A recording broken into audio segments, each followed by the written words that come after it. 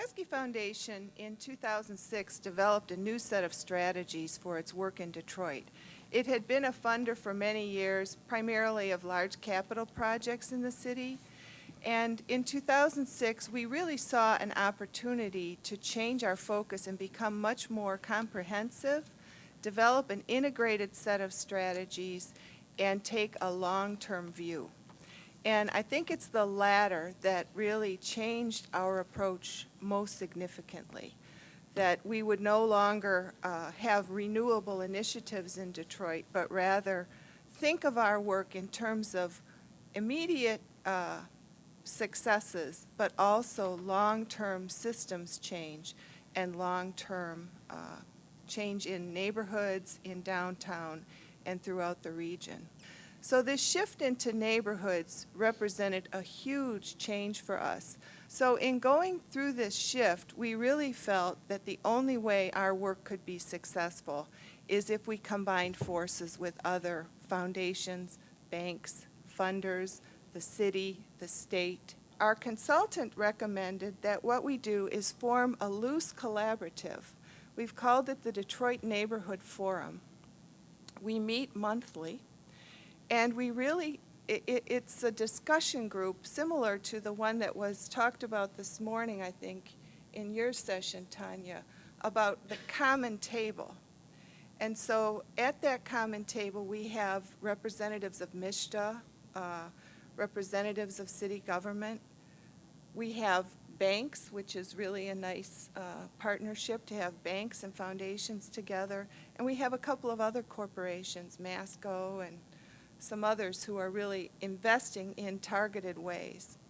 And we continue to try to understand the impact of change on this community initiative, because change is inevitable in an initiative that's driven by city leadership, whether it's change that happens in a normal political cycle or because of the type of issues that we were dealing with.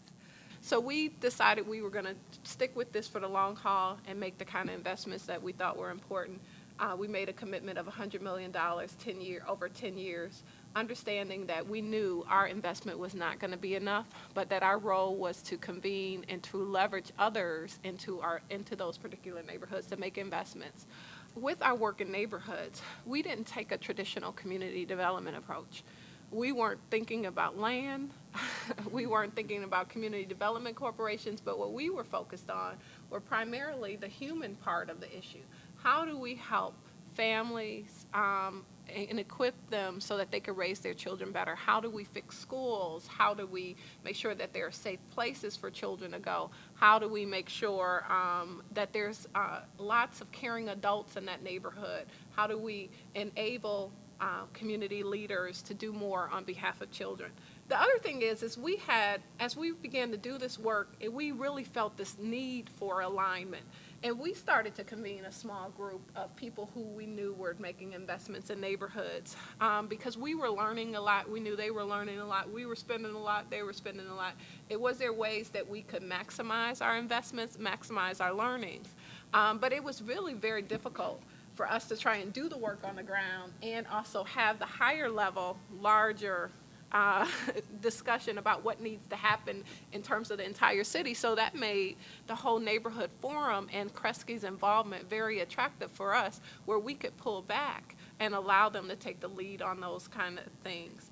It's a learning experience not only for me, but for my management team to look at collaboration in large, we hope, effective collaborations in a city that is just in such dire straits. It keeps me up at night. So anyway, the three of us actually participated in a grant that actually was a bridge for most of our work. So both of these institutions invest heavily in arts and culture institutions, and they both are doing the neighborhood work.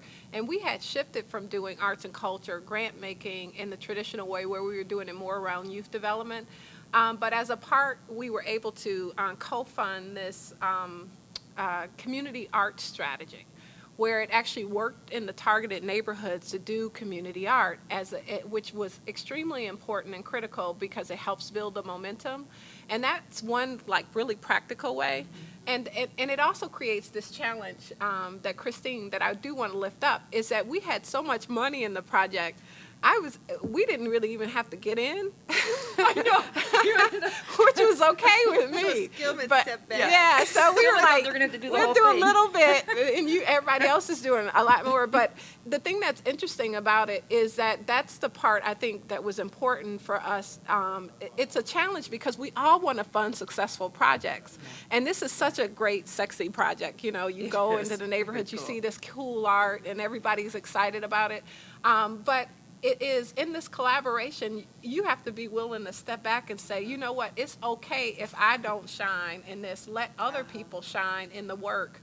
But we had to put some money in because our program officer was like, well, we got to have something in. I was like, no, we don't. We could just, but it does create a challenge around that work that I think is an important lesson around the collaboration. I think it's a collaboration on just about everything. So we are talking through process together, approach. We talk through strategy. We're talking through grant assessments and grant making opportunities together. We're talking about, well, we need this kind of consultant so we can, how do we bring and maximize, if I'm working on capacity building and you're interested in capacity building, how do we make sure that we're maximizing the resources across? So it really does in some ways feel like an extension of staff. So it's sometimes I see Laura and Christine multiple times a week. Twice a day. So we do see each other quite frequently, and I think which gives a certain level of comfort where we can depend on each other around things when we come to tough issues. So it is like this an expansion. And that reminds me that one of the driving factors for the formation of this was that the mayor actually asked us to pool resources. He wanted us to pool funding within the city that would be used at the city's discretion. And the foundations were just not into that, So, That a smart No. It's just sign the check and hand it over. so the forum was really created in that tension. There was a tension there, and the forum was created to align and co-invest, I think. We had to band together a little bit on Yeah. that, I think, almost so that we were speaking as one voice. No, we can't do it that way. No, because I know I didn't want to be the one by myself to say, no. Neil, we there's can't a do it that way. question.